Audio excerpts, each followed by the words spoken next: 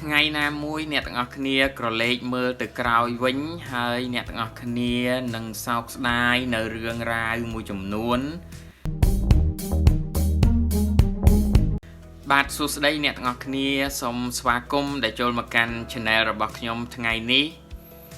ខ្ញុំចេញវីដេអូមួយនេះដើម្បីពន្យល់ក៏ដូចជាបកស្រាយបំភ្លឺនៅផ្នត់គំនិតមួយចំនួនហើយភ្ជាប់ទៅនឹងការបកស្រាយបំភ្លឺនោះខ្ញុំក៏ចង់បំភ្លឺទៅនឹងវីដេអូ clip របស់ខ្ញុំមុនក៏ដូចជាវីដេអូដែលខ្ញុំបានបង្ហាញឲ្យបងប្អូនទាំងអស់គ្នា join នៅក្នុង group ពិសេសរបស់ខ្ញុំសូមជំរាបបងប្អូនទាំងអស់គ្នាថានៅក្នុង clip វីដេអូការ join group ពិសេសរបស់ខ្ញុំនោះគឺ support បានតែប្រទេសមួយចំនួនទេតែខ្ញុំមិនបានបញ្ជាក់នៅក្នុងវីដេអូ clip ហ្នឹងការពិតដោយសារតែបងប្អូននៅក្រៅប្រទេសបងប្អូននៅកូរ៉េបងប្អូននៅថៃបងប្អូនគាត់តែងតែ comment មកខ្ញុំថាតើធ្វើយ៉ាងណាដើម្បីគាត់អាច support គាត់អាច sponsor ឲ្យខ្ញុំបានគាត់អាចផ្ញើលុយអីចឹងមកខ្ញុំមិនត្រូវការទេខ្ញុំមិនទាមទារពីបងប្អូនទេសូមជំរាបតាមត្រង់អ្វីដែលបងប្អូនទទូចចង់ធ្វើអ្វីដែលបងប្អូនទទូចចង់បាននោះគឺជាសន្តានចិត្តរបស់បងប្អូនខ្ញុំអរគុណហើយខ្ញុំក៏រំភើបចិត្តប៉ុន្តែដោយសារតែ channel របស់ខ្ញុំត្រូវតែ complete membership ត្រូវតែ complete គេហៅ monetization membership អញ្ចឹងខ្ញុំក៏បំពេញលក្ខខណ្ឌរបស់ YouTube មួយហ្នឹងទៅហើយដោយឡែកវាចំពេលដែលបងប្អូនមួយចំនួននៅក្រៅប្រទេសគាត់ចង់ support ក៏ដូចជាគាត់ចង់ sponsor មកដល់ខ្ញុំផងអញ្ចឹងខ្ញុំក៏បាន complete បំពេញ form នៃលក្ខខណ្ឌរបស់ YouTube មួយនេះទៅដោយឡែកបាននិយាយអំពីលក្ខណៈពិសេសនៅក្នុង group នឹងវិញគឺជំរាបបងប្អូនតាមត្រង់ថាมันខុសគ្នាជាមួយទៅនឹង clip របស់ខ្ញុំទេគឺអ្វីគឺខ្ញុំបង្ហាញបងប្អូនទាំងអស់គ្នាជូនបងប្អូនទាំងអស់គ្នាដោយ free តែម្ដងមិនចាំបាច់គិតថ្លៃទេមកដល់កន្លែងនេះគឺខ្ញុំមានរឿងជាច្រើនចង់ជជែកក៏ដូចជាចង់បកស្រាយសម្រាប់បងប្អូនទាំងអស់គ្នាផងដែរដោយមានបងប្អូនមួយចំនួនគាត់បានយក clip វីដេអូរបស់ខ្ញុំគាត់បានយក link វីដេអូរបស់ខ្ញុំគាត់បានយក download ជាវីដេអូរបស់ខ្ញុំយកទៅចែកចាយយកទៅលក់ឲ្យបងប្អូនដែលរក online ជាពិសេសគឺ clip Facebook របស់ខ្ញុំរបៀប boost technique ផ្សេងហ្នឹងគាត់យកទៅចែកចាយគាត់យកទៅលក់ឲ្យបងប្អូនអ្នកលក់ online ក្នុងការធ្វើការ boost តាមខ្ញុំសូមជំរាបបងប្អូនថាដោយខ្ញុំបានទទួលនៅ comment ទទួលនៅសារទទួល telephone ពីបងប្អូនអ្នកលក់ online ហើយគាត់បានសួរខ្ញុំថាយកលុយពីគាត់ហើយហេតុអីបានជាខ្ញុំមិនទទួលសារមិនឆ្លើយសារពីគាត់អញ្ចឹងខ្ញុំសូមជំរាបបងប្អូនថា clip វីដេអូរបស់ខ្ញុំទាំងអស់គឺចែកជូនដោយឥតគិតថ្លៃខ្ញុំនិយាយស្មោះត្រង់គឺចេញពីចិត្តរបស់ខ្ញុំចង់ឲ្យបងប្អូនទាំងអស់គ្នារីកចម្រើនខ្ញុំមិនគិតពីចំណូលទេណាសូមបញ្ជាក់បងប្អូនទាំងអស់គ្នាកន្លែងហ្នឹងដើម្បីឲ្យបងប្អូនទាំងអស់គ្នាយល់ច្បាស់អំពី clip របស់ខ្ញុំclip វីដេអូរបស់ខ្ញុំមួយគឺចែកជូនបងប្អូន free នៅក្នុង channel របស់ខ្ញុំនៅក្នុង page របស់ខ្ញុំក្រោយពីខ្ញុំស្រាយបំភ្លឺនៅតាមទូរស័ព្ទក្តីក៏បញ្ជាក់ប្រាប់គាត់ក្តីបានគាត់មានអារម្មណ៍ថាធូរស្រាលទៅវិញបងប្អូនមួយចំនួនមានការខឹងនឹងខ្ញុំថាខ្ញុំឆ្លើយ comment យឺតឬក៏ឆ្លើយសារយឺតតាមរយៈ page តាមរយៈ personal Facebook របស់ខ្ញុំសូមអធិស្ឋានដោយសារខ្ញុំមានធុរៈច្រើនខ្ញុំរវល់ច្រើនអញ្ចឹងការឆ្លើយតបសារគឺខ្ញុំនឹងព្យាយាមពេលខ្លះដូចតែខ្ញុំបាននិយាយអញ្ចឹងពេលខ្លះខ្ញុំឈប់ឡានសិន stop អីអញ្ចឹងក៏ខ្ញុំឆ្លើយសារនិងមើលសាររបស់បងប្អូនដែរបាទអញ្ចឹងសូមអធិស្ឋានបាទហើយ clip របស់ខ្ញុំចេញថ្ងៃនេះបន្ទាប់ពីខ្ញុំបកស្រាយនៅរឿង membership បន្ទាប់ពីខ្ញុំបកស្រាយនៅរឿងដែលថា clip របស់ខ្ញុំ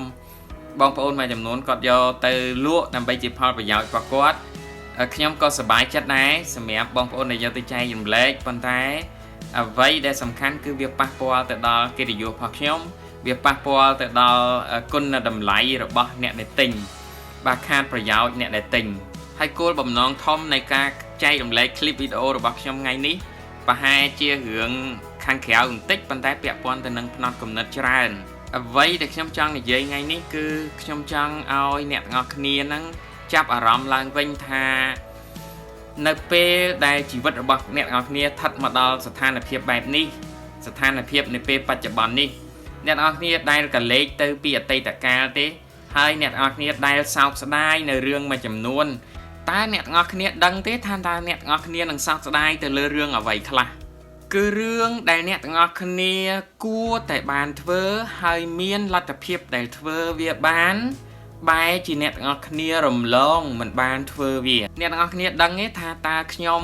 សោកស្ដាយរឿងអ្វីខ្លាំងជាងគេបំផុតរហូតមកដល់ពេលនេះគឺខ្ញុំសោកស្ដាយដែលខ្ញុំទើបតែផលិតវីដេអូដាក់នៅក្នុង channel របស់ខ្ញុំផ្ទាល់នេះវីដេអូដែលបង្រៀនអ្នកទាំងអស់គ្នានៅក្នុង channel របស់ខ្ញុំផ្ទាល់នេះនៅពាក់កណ្ដាលឆ្នាំ2020នេះបើសិនជាខ្ញុំចាប់ផ្ដើម channel មួយនេះតាំងពី5ឆ្នាំមុនម្លេះមានមនុស្សជាច្រើនដែលជោគជ័យនៅក្នុងវិស័យ YouTube ហើយក៏មានមនុស្សជាច្រើនដែលជោគជ័យនៅក្នុងជីវិតរបស់គាត់ដែរហើយ channel មួយនេះក៏ប្រហែលជាមាន subscriber 100ឬក៏លើ100 subscriber ទាំងដែលខ្ញុំដឹងថាខ្ញុំអាចធ្វើបានតាំងពីឆ្នាំ5ឆ្នាំមុនមកម្លេះនេះខ្ញុំគ្រាន់តែជាការលើកឧទាហរណ៍នៅក្នុងការងារ YouTube ដែលអ្នកទាំងអស់គ្នាសុទ្ធតែជាអ្នកដែលអាចធ្វើបានហើយអ្នកទាំងអស់គ្នាក៏ដឹងទៀតថា YouTube ក៏នឹងផ្ដល់ចំណូលមកអ្នកទាំងអស់គ្នាវិញ100% គឺដឹងតែបានតាមរយៈស្នាដៃតាមរយៈទេពកោសល្យតាមរយៈឯកទេសរបស់យើងម្នាក់ៗដែលមានបងប្អូនមួយចំនួនគាត់មានស្នាដៃគាត់មានទេពកោសល្យហើយគាត់អត់ដឹងថាតើគាត់ទៅបញ្ចេញស្នាដៃរបស់គាត់នៅកន្លែងណា YouTube គឺជា platform មួយដែលបងប្អូនអាចបង្ហាញនៅស្នាដៃរបស់បងប្អូនហើយវានឹងធំបន្តិចម្ដងមាន subscriber ច្រើនឡើងមានចំណូលច្រើនឡើងពីមួយថ្ងៃទៅមួយថ្ងៃបាទដូចសពថ្ងៃគឺខ្ញុំប្រើពីទាំង Facebook ទាំង YouTube នៅពេលដែលបងប្អូនចាប់ផ្ដើមផុសវីដេអូដែលមានគុណភាពផុសវីដេអូដែលមានប្រយោជន៍ដល់មនុស្សទូទៅនៅលើ platform ទាំង YouTube ទាំង Facebook ខ្ញុំនិយាយថ្ងៃនេះមិនមែនផ្ដោតតែទៅលើ YouTube តែទៅលើ Facebook ទេគឺខ្ញុំផ្ដោតទៅលើការរស់នៅនិងជីវិតប្រចាំថ្ងៃរបស់បងប្អូនដើម្បីធ្វើយ៉ាងណាកុំឲ្យបងប្អូនមានការសោកស្ដាយទៅថ្ងៃក្រោយដូច្នេះបងប្អូនគួរតែត្រូវបានធ្វើនៅការងារណាដែលបងប្អូនត្រូវធ្វើឲ្យហើយអ្នកទាំងអស់គ្នាដឹងទេនៅពេលដែលយើងចាស់ទៅយើងកម្រនឹងសោកស្ដាយនៅរឿងទាំងឡាយណាដែលយើងបានធ្វើហើយណាយើងតែងតែសោកស្ដាយនៅរឿងទាំងឡាយណាដែលយើងគួរតែបានធ្វើហើយមានលទ្ធភាពដែលធ្វើបានបែរជាយើងរំលងមិនបានធ្វើវានោះសូមកុំព្យាយាមគេចពីវាសូមកុំព្យាយាមមើលរំលងវាអ្នកទាំងអស់គ្នាអាចប្រាប់ខ្ញុំបានទេថាតើរហូតមកដល់ជីវិតអាយុប៉ុណ្ណឹងហើយអ្នកទាំងអស់គ្នាមានរឿងអ្វីខ្លះដែលអ្នកទាំងអស់គ្នាមិនទាន់បានធ្វើដែលពីអតីតកាលមកអ្នកទាំងអស់គ្នាមានលទ្ធភាពនឹងធ្វើប៉ុន្តែអ្នកទាំងអស់គ្នាអត់ព្រមធ្វើអ្នកទាំងអស់គ្នាអាច comment នៅខាងក្រោមខ្ញុំនឹងព្យាយាមឆ្លើយនៅ comment របស់បងប្អូនតាមលទ្ធភាពនិងតាមពេលវេលារបស់ខ្ញុំបាទអញ្ចឹងសរុបមកវិញថ្ងៃនេះខ្ញុំលើកពី3ចំណុចចង់មកបង្ហាញក៏ដូចជាបកស្រាយដល់បងប្អូនទាំងអស់គ្នាទី1គឺ membership របស់ខ្ញុំសម្រាប់តែបងប្អូនដែលមានប្រទេសដែលរស់នៅក្នុងប្រទេសដែល support membership ទេហើយ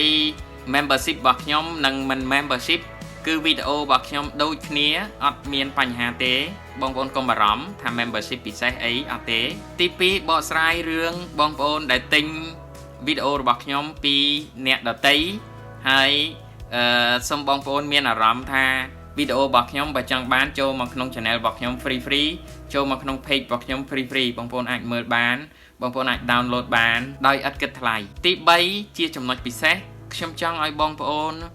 រកទេពកោសល្យរបស់បងប្អូនរកឯកទេសរបស់បងប្អូនផលិតជាវីដេអូហើយធ្វើការងារណាដែលបងប្អូនគិតថាសំខាន់សម្រាប់បងប្អូន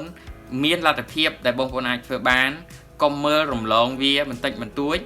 ធ្វើវាឲ្យហើយថ្ងៃនេះហើយថ្ងៃស្អែកយើងនឹងបន្តការងារថ្មីរបស់យើងបន្តទៅទៀត